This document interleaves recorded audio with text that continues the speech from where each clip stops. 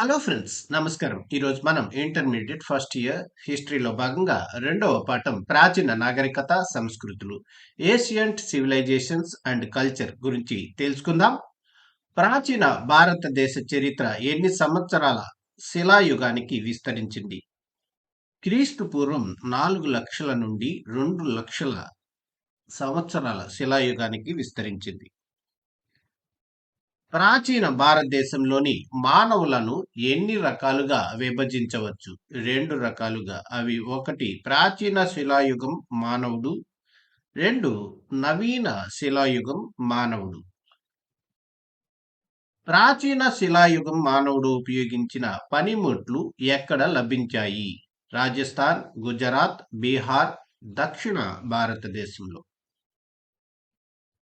నవీన శిలాయుగం మానవుడు ఉపయోగించిన పనిముట్లు ఎక్కడ లభించాయి? భారతదేశం అంతటా. నవీన శిలాయుగ ప్రజల నివాస స్థానాలను పురావస్తు శాస్త్రవేత్తలు ఏ ప్రాంతాల్లో కనుగొన్నారు? బెలూచిస్తాన్, దిగువ సింధు ప్రాంతాలు. జతపరచండి. దక్షిణ ప్రాంతంలోని మక్రాన్ తీరంలోని సంస్కృతి. ఏ చనిపోయిన వారిని దహనం చేసే ఆచారం పాటించారు. ఉత్తర ప్రాంతంలోని నాల్ సంస్కృతి. బి మృతదేహాలను పాతిపెట్టేవారు. జోబు సంస్కృతి.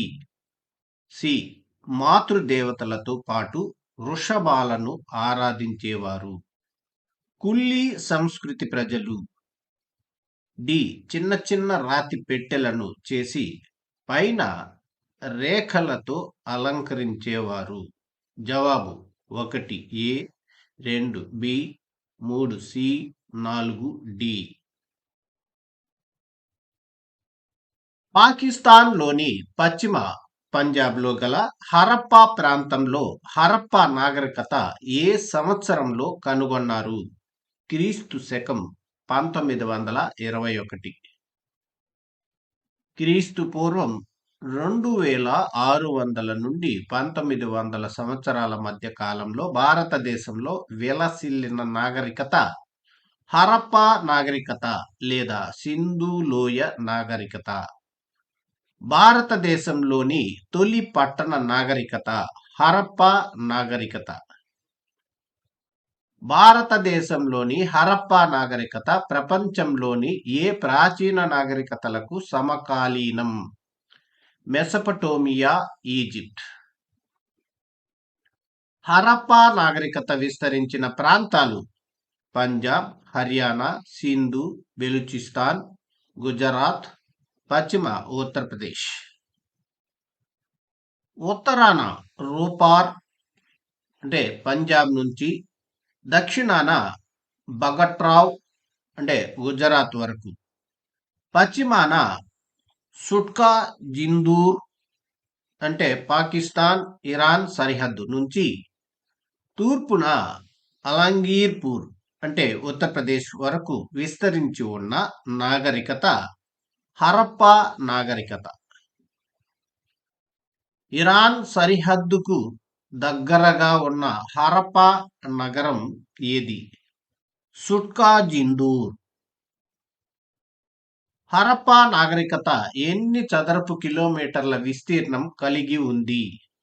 12,99,600 చదరపు కిలోమీటర్లు. హరప్పా నాగరికత విస్తీర్ణం ఏ దేశం కంటే విశాలమైంది? పాకిస్తాన్. హరప్పా నాగరికత ఏ నాగరికతల కంటే విశాలమైందిగా ప్రసిద్ధి చెందింది? ప్రాచీన ఈజిప్ట్, మెసపటోమియా. హరప్పా నాగరికతలోని ప్రధాన ప్రాంతాలు అంటే నగరాలు ఏవి? మొదటి నగరం హరప్పా పాకిస్తాన్లోని పంజాబ్లో ఉంది. రెండవ నగరం మొహంజోదారో సింధు. మూడవ నగరం చన్హుదారో. నాలుగవ నగరం లోతాల్ గుజరాత్. ఐదవ నగరం కాళీబంగన్. ఆరవ నగరం బనవాలి హిస్సార్ జిల్లా హర్యానాలో ఉంది.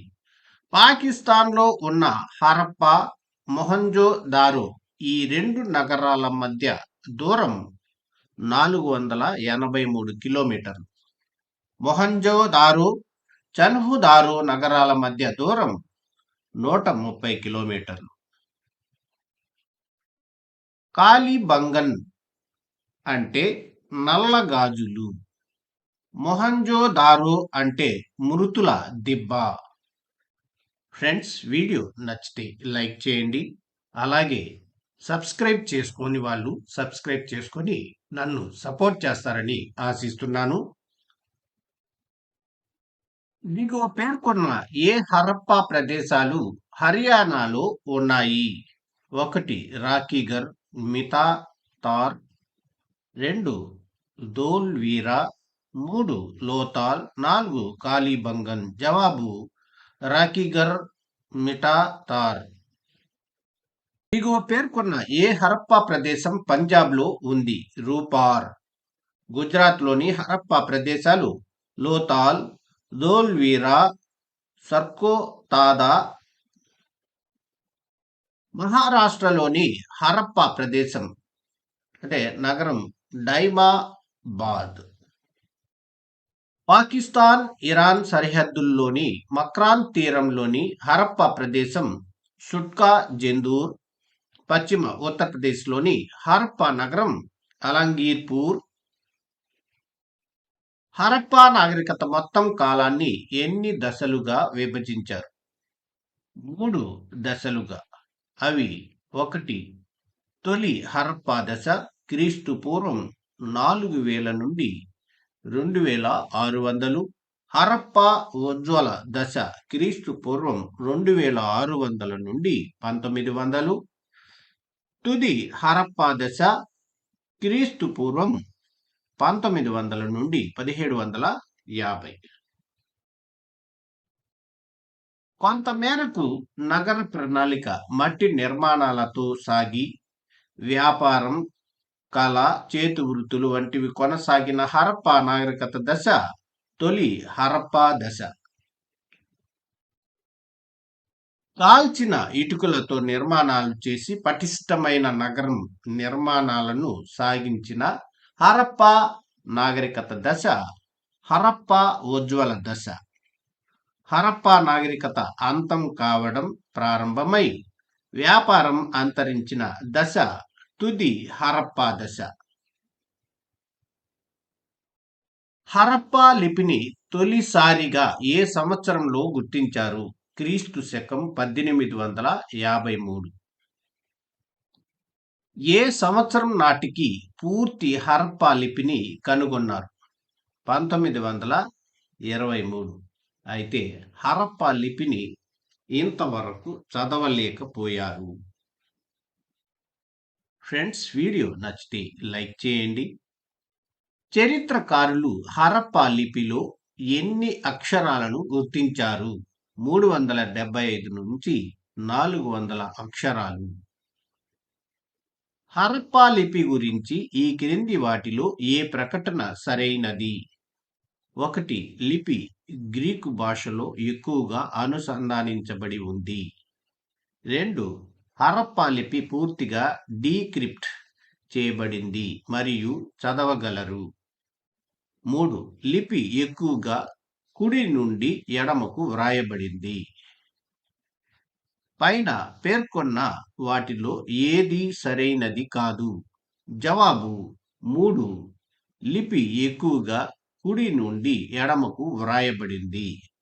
కొన్ని ముద్రికల్లో ఎడమ నుండి కుడికి వ్రాయబడింది.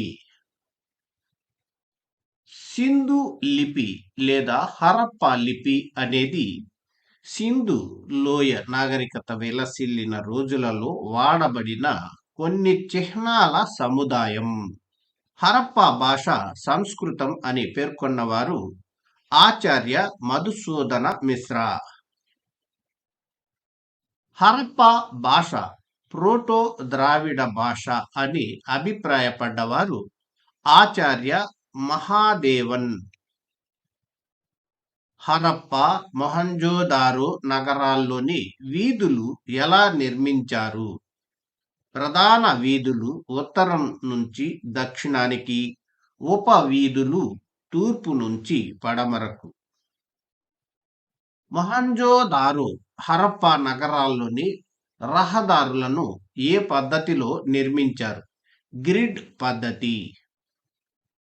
సింధు లోయ నాగరికతలో విశిష్టమైన లక్షణం ఇది. వస్తు మార్పిడి విధానం, స్థానిక రవాణా వ్యవస్థ, ఇటుకలతో కట్టిన భవనాలు, పరిపాలన వ్యవస్థ. జవాబు 3 ఇటుకలతో కట్టిన భవనాలు.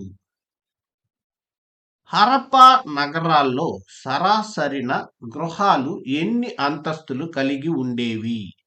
2 అంతస్తులు. హరప్పా సంస్కృతి కాలములోని పరిపాలన వ్యవస్థ కేంద్రీకృత పరిపాలన వ్యవస్థ. హరప్పాలోని కోట కొలతలు 1400 అడుగులు ఇంటూ 600 అడుగుల కొలతలతో 40 అడుగుల ఎత్తును కలిగి ఉంది. స్నానపు గదులు, బావి చుట్టూ ఉండే కాలువలకు ఏ ఆకారంలో ఉండే ఇటుకలను హరప్పా ప్రజలు వాడారు? ఎల్ ఆకారంలో. మొహంజోదారోలోని నిర్మాణాల్లో ప్రధానమైన మహాస్నాన వాటిక పొడవు, వెడల్పు, లోతు. పొడవు వెడల్పు 11.88 ఇంటూ 7.01 మీటర్లు, లోతు 2.4 మీటర్లు. మొహంజోదారోలో అతిపెద్ద నిర్మాణం ధాన్యాగారం. పొడవు వెడల్పు 45.71 ఇంటూ 15.23 మీటర్లు. హరప్పాలోని కోటలో పురావస్తు శాస్త్రవేత్తలు ఎన్ని ధాన్యాగారాలు గుర్తించారు? 6 ధాన్యాగారాలు. మొహంజోదారో నగరం ఎన్ని పొరలతో కూడి ఉంది? 9 పొరలతో. సింధు ప్రజల కాంకాలాల శాస్త్రీయ పరిశోధన వల్ల సింధు ప్రజల్లో ఎన్ని జాతులు ఉండేవని తెలుస్తుంది? 4 జాతులు. అవి 1 proto Australoids, 2 Mediterranean, 3 Mongoloids, 4 alpine. ఎవరి అభిప్రాయం ప్రకారం తొలుత ప్రోటో ఆస్ట్రలాయిడ్స్ ఉండేవారు, తరువాత మెడిటేరియన్ వారు వచ్చి చేరడంతో సింధు నాగరికత లక్షణాలు ప్రారంభమయ్యాయి. ఆచార్య భాష్యం. సింధ్ ప్రజలు టర్కో ఇరానియన్లు అని, ద్రావిడ భాష అయిన డాష్ మాట్లాడారని కొందరు చరిత్రకారులు అభిప్రాయపడ్డారు. బ్రాహ్మీ భాష ద్రావిడ భాష. సింధ్ ప్రజలు వరద ప్రాంతాల్లో ఏ నెలలో విత్తనాలు నాటి ఏ నెలలో బార్లీ, గోధుమ పంటలను కోసేవారు? నవంబర్ నెలలో విత్తనాలు నాటి ఏప్రిల్ నెలలో కోసేవారు. హరప్పా ప్రజల ఆహార పంటలు గోధుమలు, బార్లీ, బఠానీలు, నువ్వులు, ఆవాలు మొదలైనవి. పత్తిని తొలిసారిగా పండించిన వారు హరప్పా వారు. హరప్పా నాగరికత ప్రజల మచ్చిక జంతువులు పశువులు, గేదెలు, గొర్రెలు, మేకలు, పందులు. సింధు ప్రజలకు తెలియని జంతువు 1 గేదెలు, 2 గొర్రెలు, 3 గుర్రం, 4 మేకలు. జవాబు 3 గుర్రం. సొరకోతోడా దగ్గర లభించిన ఎముకలు గుర్రానికి సంబంధించినవి కాదని, గాడిదకు సంబంధించినవని అభిప్రాయపడినవాడు రోమిల్లా తాపర్. హరప్పా ప్రజలు రాగిని ఏ గనుల నుండి సంపాదించారు? రాజస్థాన్లోని ఖేత్రి గనుల నుండి. హరప్పా ప్రజలు బంగారాన్ని ఏ గనుల నుండి సంపాదించారు? కర్ణాటకలోని కోలార్ గనుల నుండి. హరప్పా ప్రజలు వెండిని ఎక్కడ నుంచి సంపాదించారు? ఆఫ్ఘనిస్తాన్. హరప్పా ప్రజలకు డాష్లతో వ్యాపార సంబంధాలు ఉండేవి? రాజస్థాన్, ఆఫ్ఘనిస్తాన్, ఇరాన్. మెసపటోమియా, మెలూహా మధ్య ఉన్న డాష్ వ్యాపార కేంద్రాలను గురించి మెసపటోమియా గ్రంథాలు పేర్కొన్నాయి? దిల్మన్, మకన్. హరప్పా ప్రజలు తూకాలలో 16 దాని గుణకాల్లో అంటే డాష్ గా వాడినట్లు చెప్పబడింది? 16, 64, 160, 320, 640. హరప్పా ప్రజలు వాడిన వివిధ రకాలైన ముద్రికల్లో వివిధ ప్రాంతాల్లో తవ్వకాల్లో లభించిన ముద్రికలు ఎన్ని? సుమారు 2000 ముద్రికలు. కొమ్ములున్న శిరోవేష్టనం ధరించిన పురుష దేవత అంటే పశుపతి 3 తలలను కలిగి యోగ ముద్రలో ఆసీనమై డాష్ అనే 4 జంతువులు చుట్టూ కలిగి ఉంది? ఏనుగు, పులి, ఖడ్గమృగం, గేదె. హరప్పా కాలం నాటి కళాత్మక రూపాల్లో ప్రధానమైన విగ్రహం గడ్డం ఉన్న రాతి బొమ్మ అంటే పూజారి బొమ్మ ఎక్కడ లభించింది? మొహంజో దారో పట్టణంలో. హరప్పా కాలం నాటి కంచుతో తయారు చేయబడిన నాట్య భంగిమలో నగ్నంగా ఉన్న బొమ్మ ఎక్కడ బయటపడింది? మొహంజో దారో. హరప్పా కాలము నాటి పూసల తయారీ పరిశ్రమలు ఎక్కడ బయల్పడ్డాయి? చన్హుదారో, లోతాల్. టెర్రాకోట బొమ్మల్లో విస్తారంగా లభించిన హరప్పా కాలము నాటి బొమ్మలు స్త్రీలకు సంబంధించిన బొమ్మలు. ఒక స్త్రీ శరీరం నుంచి వృక్షం వెలువడినట్లుగా ఉన్న విగ్రహం దేనికి ప్రతిరూపం? భూదేవికి. హరప్పా కాలము నాటి ప్రజలు అగ్నిని పూజించినట్లుగా తెలిపే ఆధారాలు ఎక్కడ లభించాయి? కాళీబంగన్, లోతాల్. క్రీస్తు శకం 1953లో హరప్పా నాగరికత పతనానికి ఆర్యుల దండయాత్రలే కారణమని పేర్కొన్నవాడు? Sir Mortimer Wheeler. సింధు నాగరికత ఏ యుగానికి చెందిన నాగరికత? కాంస్య యుగం. ప్రాచీన నదీలోయ నాగరికతలన్నిటిలోనూ విస్తీర్ణం దృష్ట్యా అతి పెద్ద నాగరికత ఏది? 1 ఈజిప్ట్ నాగరికత, 2 మెసపటోమియా నాగరికత, 3 సింధు నాగరికత, 4 సుమేరియా నాగరికత. జవాబు 3 సింధు నాగరికత. మొహంజో దారోలో గల పెద్ద స్నాన వాటిక యొక్క ఆకారం చతురస్రాకారం. ఫ్రెండ్స్, వీడియో నచ్చితే లైక్ చేయండి, అలాగే సబ్స్క్రైబ్ చేసుకొని నన్ను సపోర్ట్ చేస్తారని ఆశిస్తున్నాను. తొలి భారత పురావస్తు శాస్త్రంలో ప్రధాన యుగాలు: దిగువ ప్రాచీన శిలాయుగం క్రీస్తు పూర్వం 2 మిలియన్ల సంవత్సరాలు. మధ్య ప్రాచీన శిలాయుగం క్రీస్తు పూర్వం 80,000 సంవత్సరాలు.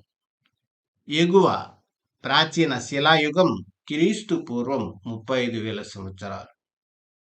మధ్య శిలాయుగం క్రీస్తు పూర్వం 12,000 సంవత్సరాలు. నవీన శిలాయుగం క్రీస్తు పూర్వం 10,000 సంవత్సరాలు. తామ్ర శిలాయుగం క్రీస్తు పూర్వం 6,000 సంవత్సరాలు. హరప్పా నాగరికత క్రీస్తు పూర్వం 2,600 సంవత్సరాలు. తొలి అయో బృహత్ శిలా సమాధులు క్రీస్తు పూర్వం 1000 సంవత్సరాలు. తొలి చారిత్రక యుగం క్రీస్తు పూర్వం 600 నుండి 400 సంవత్సరాలు. హరప్పా నాగరికతలో కనుగొన్న ప్రధాన ప్రాంతాలు. సంవత్సరం, ప్రాంతం, నదీ తీరం, కనుగొన్నవారు. 1921 సంవత్సరంలో కనుగొన్న ప్రాంతం హరప్పా. హరప్పా ప్రాంతం కనుగొన్న నదీ తీరం రావి. కనుగొన్నవారు దయారాం సాహ్ని. హరప్పా ప్రాంతాన్ని రావి నదీ తీరంలో కనుగొన్నవారు దయారాం సాహ్ని. 1922 మొహంజదారో సింధు నదీ తీరం ఆర్డి బెనర్జీ కనుగొన్నవారు. 1935 చన్హుదారో ప్రాంతాన్ని సింధు నదీ తీర ప్రాంతంలో ఎంజి మజుందార్ కనుగొన్నారు. 1935లో కోట్ డిజీ సింధు నదీ తీరం చూవే. 1953 కాలిబంగన్ గంగార్ ఏ ఘోష్. 1953 రూపార్ సట్లెజ్ నది వైడి శర్మ కనుగొన్నవారు. 1954 Lothal Bhogava SR Rao. 1964 Surkotada Rann of Kutch Jagapati Joshi. 1973 Banawali Saraswati నది ఆర్ఎస్ బిస్ట్. క్రీస్తు పూర్వం 1500 నుండి క్రీస్తు పూర్వం 600 వరకు ఉన్న కాలాన్ని డాష్ అంటారు. వైదిక యుగం. వేద కాలాలు ఎన్ని రకాలు? అవి ఏవి? 2 రకాలు. అవి 1 తొలి వేద కాలం క్రీస్తు పూర్వం 1500 నుండి 1000. 2 మలి వేద కాలం క్రీస్తు పూర్వం 1000 నుండి 600. వేద కాలం ఎప్పుడు ప్రారంభమైంది? ఆర్యులు భారతదేశానికి రావడంతో. వేద కాలం లేదా వైదిక యుగం అనే పేరు ఎలా ఏర్పడింది? ఋగ్వేదం, యజుర్వేదం, సామవేదం, అథర్వణ వేదం అనే 4 వేదాలు రచించబడటం వల్ల. ఇవి హిందూ మతానికి పునాది వేదాలు. మహాభారతం, రామాయణం అనే 2 గొప్ప పురాణాలు ఏ కాలంలో రచించబడ్డాయి? మలివేద కాలం. ఆర్యులు అనే పదం ఏ పదం నుంచి ఉద్భవించింది? ఆర్య అనే సంస్కృత పదం నుంచి. ఆర్య అనే పదానికి అర్థం గొప్పవారు. ఆర్యులు ఒక తెగగా ఏ శతాబ్దంలో గుర్తించబడ్డారు? క్రీస్తు శకం 19వ శతాబ్దంలో. సంస్కృత పదాలు మత్రి, పిత్రి అనే పదాలు లాటిన్లోని డాష్కు దగ్గరగా ఉన్నాయి. మటర్, పటర్. వేదాల్లోని ఇంద్ర అనే శబ్దం ఏ భాషలోని ఇంద్ర అనే శబ్దం ఒకే మాదిరి శబ్దాలు. హిటైట్ భాష. డాష్ శాసనాల్లోని సూర్య మరుటాస్లు వేద కాలంలోని సూర్య మరుట్లకు సమానం. కసైట్ అంటే మెసపటోమియా శాసనాల్లోని సూర్య మరుటాస్. ఆర్యులు ఎక్కడ నుంచి భారత్కు వచ్చారని అనేక మంది చరిత్రకారులు భావిస్తారు? మధ్య ఆసియా. ఫ్రెండ్స్, వీడియో నచ్చితే లైక్ చేయండి. వేద అనే పదం డాష్ నుంచి ఆవిర్భవించింది? జ్ఞానం అని అర్థం ఇచ్చే విద్ నుంచి. వేదం అనే పదానికి అర్థం గొప్ప జ్ఞానం. 1028 మంత్రాలు ఉన్న ప్రాచీన వేదం ఋగ్వేదం. వివిధ దేవతలను స్తుతిస్తున్న మంత్రాలు ఉన్న వేదం ఋగ్వేదం. యజ్ఞ యాగాది క్రతువుల్లో ఉచ్చరించే మంత్రాలు ఉన్న వేదం యజుర్వేదం. భారతీయ సంగీతానికి మూలమైన వేదం సామవేదం. మంత్రతంత్రాలు ఉన్న వేదం అథర్వణ వేదం. ఇవి వేదాల్లోని మంత్రాలను సాంప్రదాయబద్ధంగా వివరిస్తాయి. బ్రాహ్మణాలు మహత్యాలు, ఉత్సవాలు, త్యాగాలు వంటి వాటిని వివరించేవి ఏవి? అరణ్యకాలు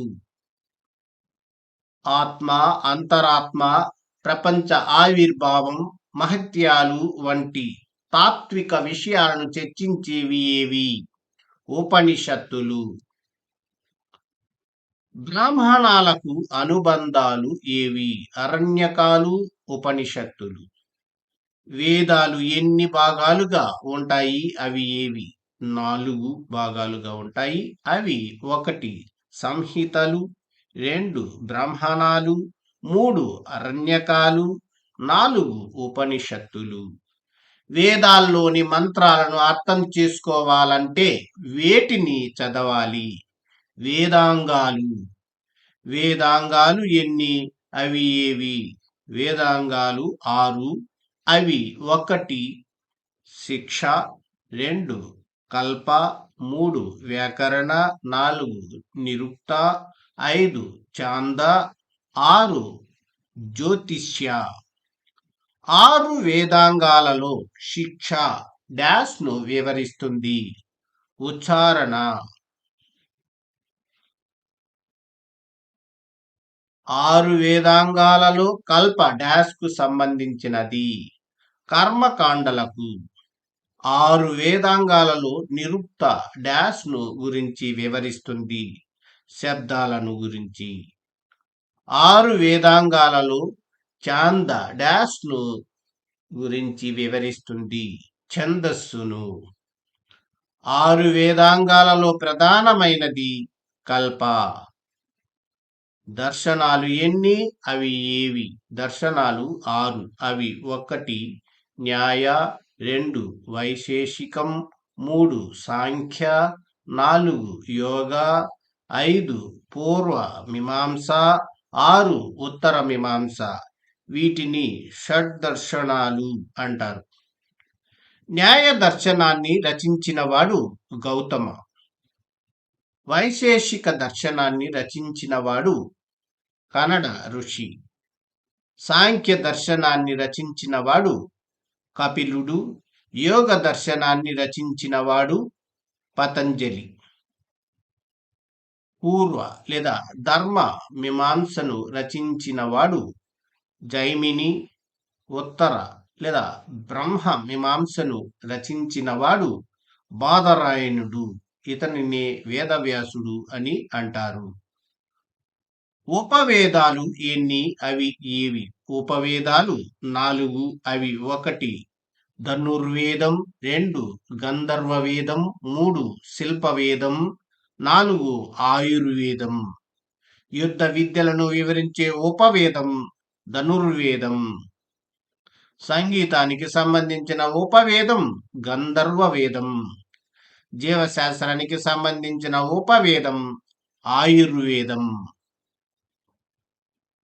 తొలి ఆర్యులు ఏ ప్రాంతంలో నివసించారు? 7 నదుల ప్రాంతమైన సప్త సింధు ప్రాంతం. సింధు, విటస్తా, అసిక్ని, పరుష్ని, విపసి, సటుద్రి, సరస్వతి అనేవి 7 నదులు. క్రింది వాటిలో ఏ నదికి విటస్తా అనే ప్రాచీన పేరు ఉంది? జీలం నదికి. కింది వాటిలో ఏ నదికి అసిక్ని అనే ప్రాచీన పేరు ఉంది? చీనాబ్. కింది వాటిలో ఏ నదికి పరుష్ని అనే ప్రాచీన పేరు ఉంది? రావి. కింది వాటిలో ఏ నదికి సటుద్రి అనే ప్రాచీన పేరు ఉంది? సట్లెజ్.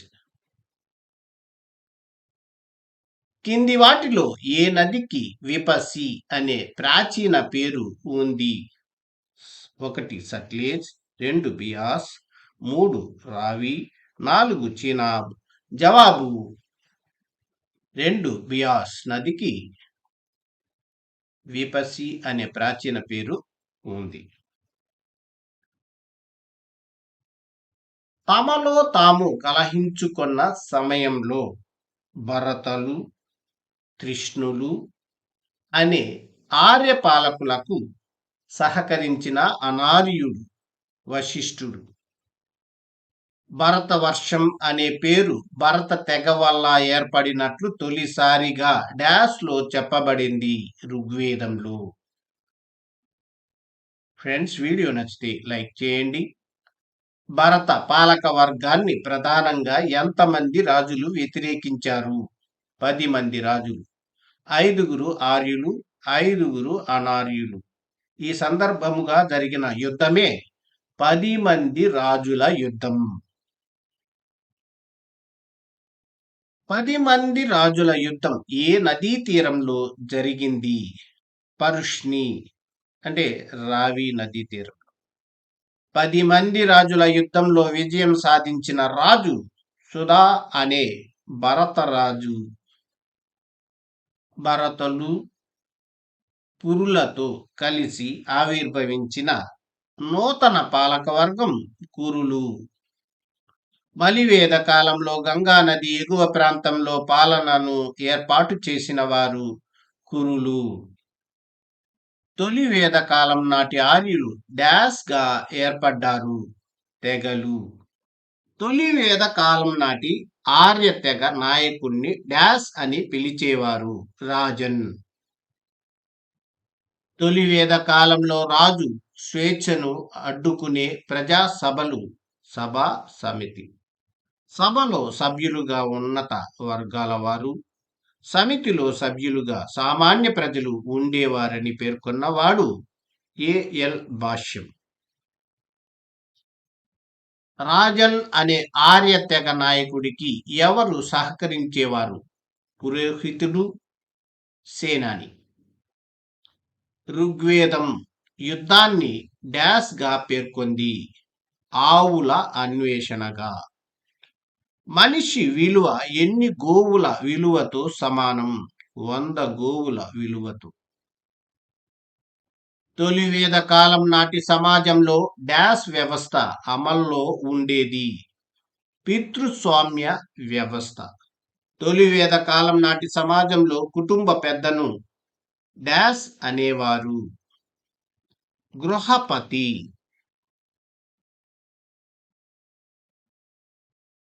తొలి వేద కాలం నాటి సమాజంలో పితృస్వామ్య వ్యవస్థ అమలులో ఉండేది, కుటుంబ పెద్దను గృహపతి అనేవారు. ఏక భార్యత్వం అమల్లో ఉండేది, ఉన్నత వర్గాల్లో బహు భార్యత్వం కూడా ఉండేది. స్త్రీలకు సభ సమితిల్లో సభ్యత్వం ఉండేది. బాల్య వివాహాలు, సతీ సహగమనం అమల్లో లేవు. అపల, విశ్వవర, ఘోష, లోపాముద్ర అనేవారు ఋగ్వేద కాలంలో అంటే తొలి వేద కాలంలో ఉండే కవయిత్రులు. తొలి వేద కాలం నాటి 4 వర్ణాలు: యుద్ధవీరులు, పూజారులు, సామాన్యులు, శూద్రులు. ఋగ్వేద కాలం చివరిలో ఏర్పడిన వర్ణం శూద్రులు. శూద్రులను గురించి ఋగ్వేదంలోని ఎన్నో అధ్యాయంలో ప్రస్తావించబడింది. 10వ అధ్యాయంలో. తొలి వేద కాలం నాటి ఆర్యులు లేదా ఋగ్వేద ఆర్యులు ఎవరిని పూజించారు? ఇంద్రుడిని. ఋగ్వేద ఆర్యులు యుద్ధ దేవతగా, వాతావరణ దేవతగా ఎవరిని పూజించారు? ఇంద్రుడిని. ఋగ్వేద ఆర్యులు ఇంద్రుడికి సహాయకుడిగా ఎవరిని పూజించారు? మార్స్ ను. ఋగ్వేద ఆర్యులు మానవులకు దేవతలకు మధ్య వారధిగా ఎవరిని పూజించారు? అగ్నిదేవుడిని. ఋగ్వేద ఆర్యులు వృక్షాలు, మూలికలతో తయారు చేయబడిన డాష్ అనే పానీయాన్ని పూజలు, ఉత్సవాల సమయంలో ఉపయోగించేవారు, సోమ అనే పానీయాన్ని. ఋగ్వేదంలో పేర్కొనబడిన ప్రధాన స్త్రీ దేవతలు అదితి, పృథ్వీ, ఉష.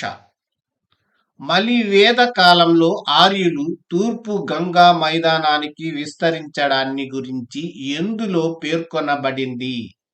శతపథ బ్రాహ్మణంలో. మలివేద కాలం డాష్ గా పేరు పొందింది? పురాణ కాలం. రామాయణం, మహాభారతం అనే ప్రసిద్ధ పురాణాలు ఏ కాలంలో రచించబడ్డాయి? మలివేద కాలం. విశాలమైన రాజ్యాలు ఆవిర్భవించడం అనేది డాష్ కాలంలో ప్రధానమైన అంశం? మలివేదం. మలివేద కాలం ప్రారంభంలో విలసిల్లిన రాజ్యాలు కురు, పాంచాల రాజ్యాలు. కురు, పాంచాల ప్రజల అధికారం డాష్ వరకు విస్తరించింది? ఢిల్లీ వరకు.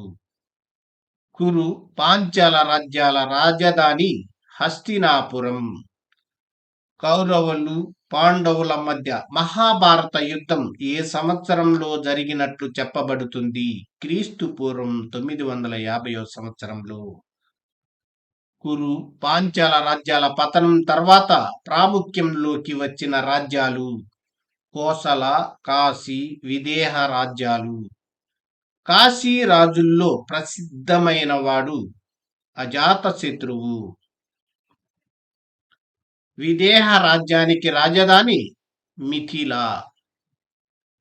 విదేహ రాజ్యానికి రాజు జనకుడు. యజ్ఞవల్కుడు ఎవరి ఆస్థానంలో ఉండేవాడు? జనకుని ఆస్థానంలో. మలివేద కాలంలో తూర్పు ప్రాంతంలోని తెగల రాజ్యాలు మగధ, అంగ, వంగ రాజ్యాలు. మలివేద కాలం తర్వాత 3 భాగాలు భారతదేశంలో ఉన్నట్లు ఆధారాలు పేర్కొన్నాయి. అవి ఏవి? 1 ఆర్యవర్తం అంటే ఉత్తర భారతదేశం. 2 మధ్యదేశ అంటే మధ్య భారతదేశం. 3 దక్షిణాపదం అంటే దక్షిణ భారతదేశం. తొలి వేద కాలం నాటి జన లేదా తెగల రాజ్యాలు మలివేద కాలంలో డాష్ గా మారాయి? జనపదాలు లేదా రాష్ట్రాలుగా మారాయి. రాజసూయ, అశ్వమేధ, వాజపేయ యాగాలను ఏ కాలంలో చేసేవారు? మలివేద కాలం. రాజా, విశ్వజనన్, ఏకరాట్, సామ్రాట్ వంటి బిరుదులను ఏ కాలం నాటి రాజులు స్వీకరించేవారు? మలివేద కాలం. మలివేద కాలంలో సముద్రంతో సాన్నిహిత్యం అధికమై డాష్ తో వ్యాపారం చేశారు? బాబిలోన్తో. వ్యాపార వాణిజ్యాలను కొనసాగించే వైశ్యులు డాష్ అనే శ్రేణులుగా ఏర్పడ్డారు? గణ అనే శ్రేణులుగా ఏర్పడ్డారు. నిష్కా అనే నాణెం ఋగ్వేద కాలంలో వాడుకలోకి వచ్చిన నాణెం అంటే తొలి వేద కాలంలో. మలివేద కాలంలో వాడుకలోకి వచ్చిన బంగారు, వెండి నాణాలు శతమాన, కృష్ణల నాణాలు. మలివేద కాలంలో ఏర్పడిన చతుర్వర్ణ వ్యవస్థ బ్రాహ్మణులు, క్షత్రియులు, వైశ్యులు, శూద్రులు. ఆశ్రమ పద్ధతి ఏ కాలంలో అమల్లోకి వచ్చింది? మలివేద కాలంలో. మలివేద కాలం నాటి సామాజిక వ్యవస్థలో స్త్రీలు ప్రజాసభల్లో సభ్యులుగా ఉండే అర్హతను కోల్పోయారు. బాల్య వివాహాలు సర్వసాధారణం అయ్యాయి. ఐతరేయ బ్రాహ్మణం ప్రకారం కూతురిని మలివేద కాలంలో భారంగా చూసేవారు. మలివేద కాలంలో అమల్లోకి వచ్చిన ఆశ్రమ పద్ధతిలోని 4 భాగాలు ఏవి?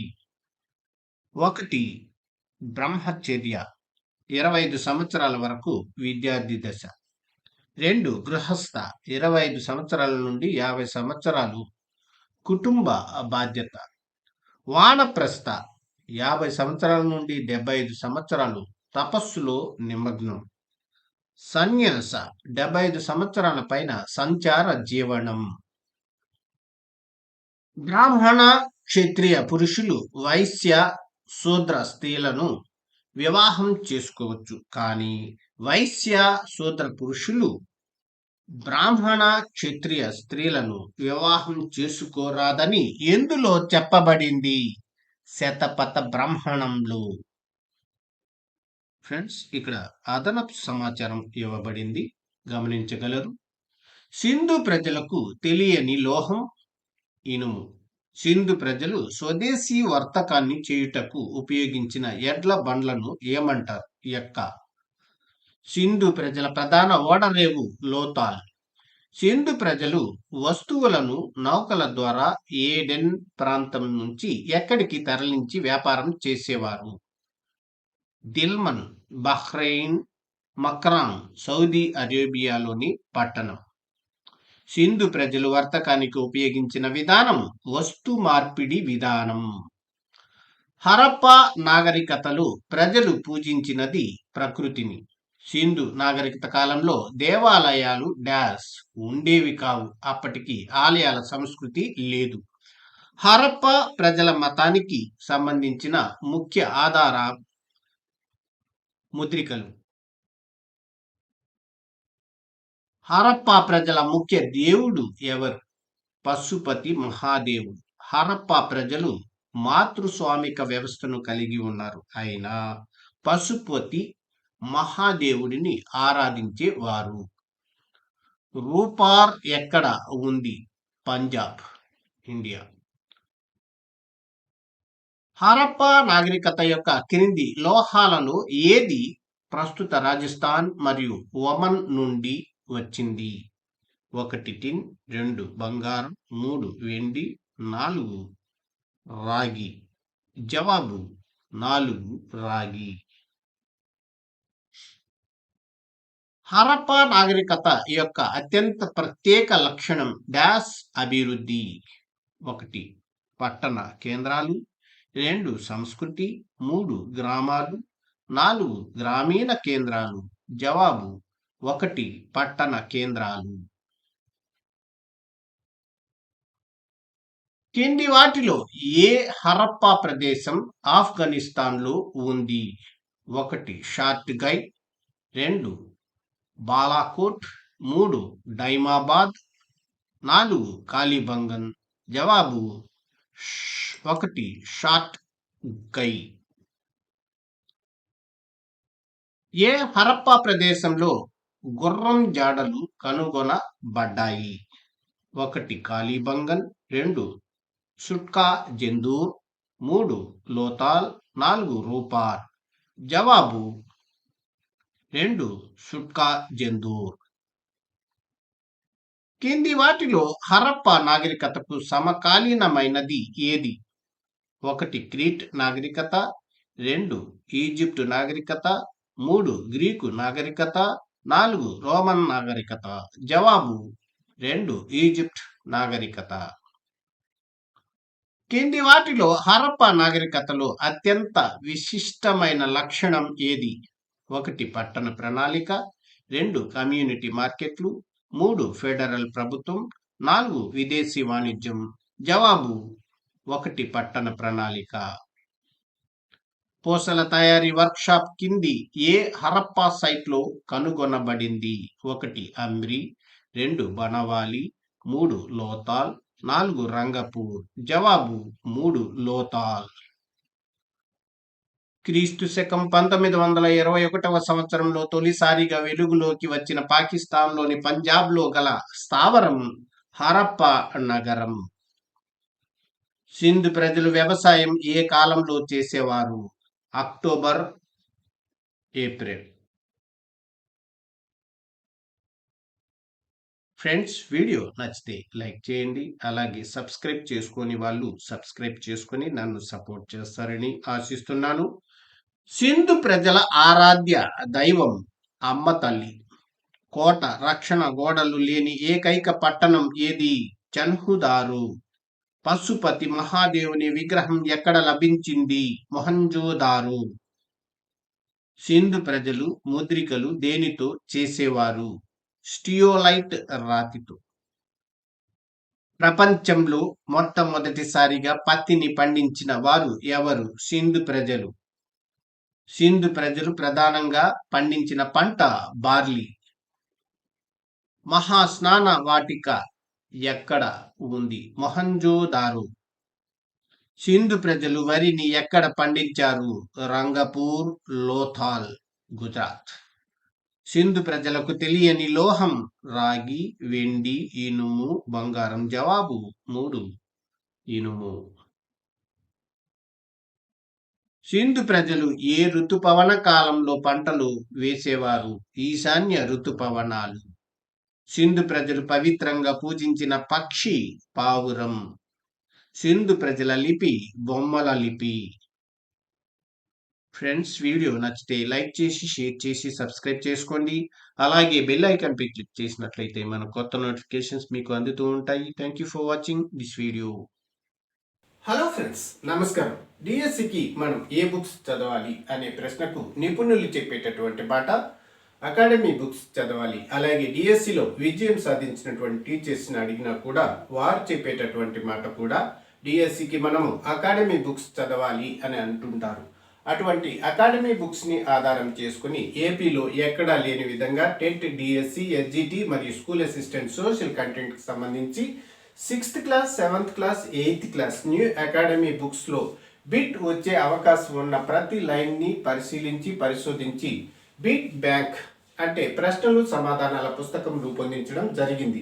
అలాగే 9th class, 10th class new academy బుక్స్తో పాటు ఓల్డ్ అకాడమీ టెక్స్ట్ బుక్ అంటే 10th class old academy text బుక్లో బిట్ వచ్చే అవకాశం ఉన్నటువంటి ప్రతి లైన్ని పరిశీలించి మేము బిట్ బ్యాంక్ అంటే ప్రశ్నలు సమాధానాల పుస్తకం రూపొందించడం జరిగింది.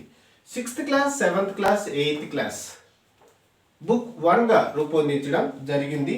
అలాగే 9th class, 10th class new academy బుక్స్తో పాటు 10th class old academy text బుక్లో ఉన్నటువంటి బిట్స్ని మేము బిట్ బ్యాంక్గా రూపొందించడం జరిగింది.